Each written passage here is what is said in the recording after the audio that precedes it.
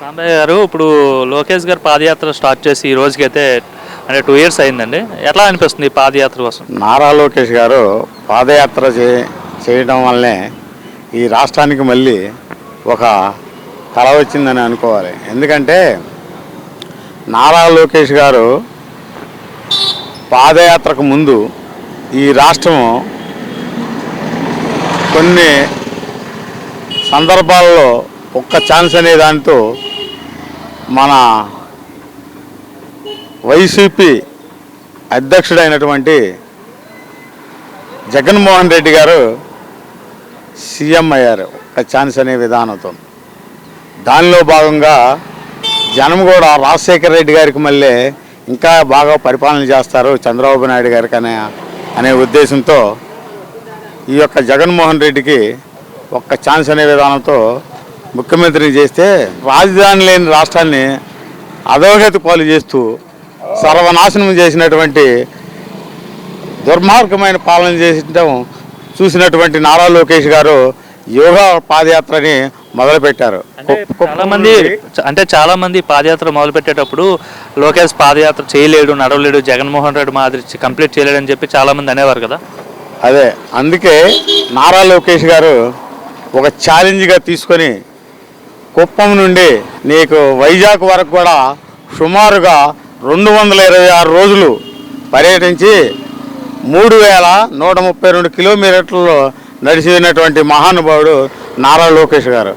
ఆ నారా లోకేష్ గారు నడుస్తూ ఉంటే అనేక నియోజకవర్గాలలో విపరీతమైన ఇబ్బందులు పెడతాం. మన లోకేష్ గారు అన్నిటినీ ఛేదించుకుంటూ సుమారుగా 100 నియోజకవర్గాల్లో కూడా తిరిగి అక్కడ ఉన్నటువంటి ప్రజలు వాళ్ళకు ఉన్నటువంటి ఇబ్బందులు నియోజకవర్గంలో జరుగుతున్నటువంటి సార్థకమైనటువంటి ఇబ్బందులను గమనిస్తూ పాదయాత్ర చేస్తూ వచ్చి ఆయన ఒక రెడ్ బుక్ని తయారు చేశాడు. ఏంటంటే రాష్ట్రంలో చేసినటువంటి అరాచకాలపై ఎవరు ఏం చేస్తున్నారు, ఐపీఎస్లు ఏం చేస్తున్నారు, నియోజకవర్గంలో ఉన్న కార్యకర్తలని నాయకులు ఎలాంటి ఇబ్బందులు పెడుతున్నారు, వీటన్నిటి మీద అన్వేషణ చేస్తూ నియోజకవర్గాలు పర్యటించడం జరిగింది.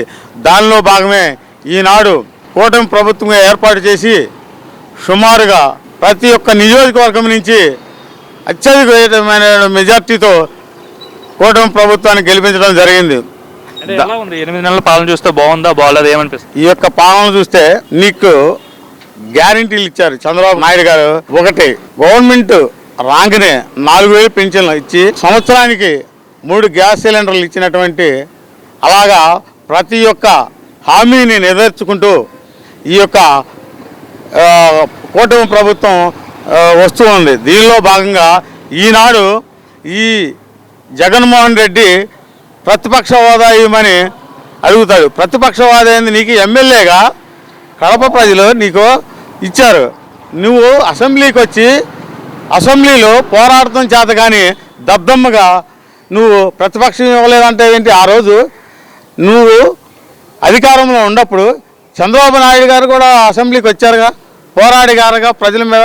నువ్వు పోరాడచ్చుగా, పోరాటం చేత కానీ ఎదవలందరూ కూడా ఇలాంటి ప్రతిపక్షం ఇవ్వలేదు నాకు అది నీకు ఇచ్చారుగా. నీకు కడపలో ఉన్న ప్రజలు ఓట్లేసి గెలిపించారు ఎమ్మెల్యేగా. నువ్వు వెళ్ళు, ప్రతిపక్షవాదానికి కావాలంటే ఇస్తా అంటున్నారు కదా.